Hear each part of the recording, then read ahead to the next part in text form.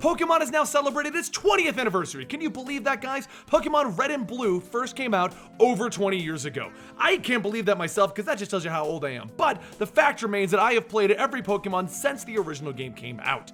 Now, today I want to go over 6 of my favorite glitches, and I'm not really going to go that in depth into how to recreate these glitches, because the fact of the matter is there are countless websites with step-by-step instructions on how to recreate all of the thousands of glitches across all of the Pokemon. But you know what? I want to tell you how important Pokemon is to me before we get started. Back when I was 10 years old and Pokemon Red and Blue first came out, I tried my hardest to get enough money to go buy that game. I worked my butt off for my parents, doing every chore known to mankind, and I begged and I pleaded to get the game. And I finally got all of the chores done about 8:30, and we drove to the local game store, and they closed at 9 o'clock, and I was there at 9:01, and they wouldn't let me come in and get my Pokemon, and I literally cried because I couldn't get Pokemon Blue, and I was gonna have to wait all the way until 10 o'clock the next morning to get it, and I just didn't know what to do with myself. Okay, maybe I was a spoiled kid. I worked my butt off. It was hard to get video games, okay? It was so hard. I would get the same game and have to play it for a year, and why couldn't that be Pokemon? Anyway, let's go ahead and move on to my 6 favorite glitches. First up, Missing No. Now, Missing No is famous because in the original game,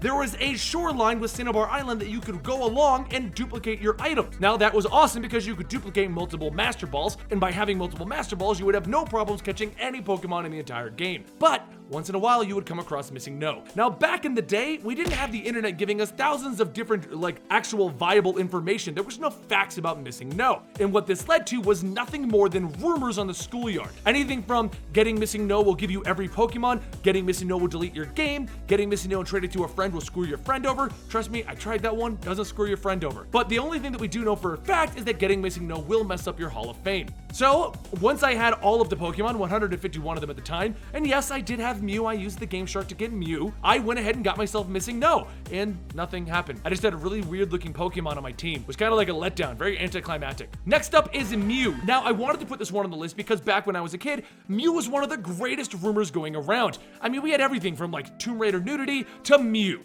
And Mew was the one that I tried so hard to get to. But what I ended up doing was getting a Game Shark and cheating to get myself Mew. That's how I did it. Well, as it turns out, there is a way to glitch the game to actually give yourself Mew.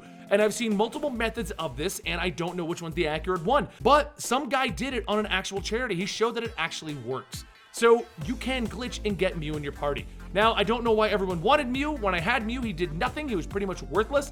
I guess he looks kind of cute. Maybe it's just because you couldn't get him.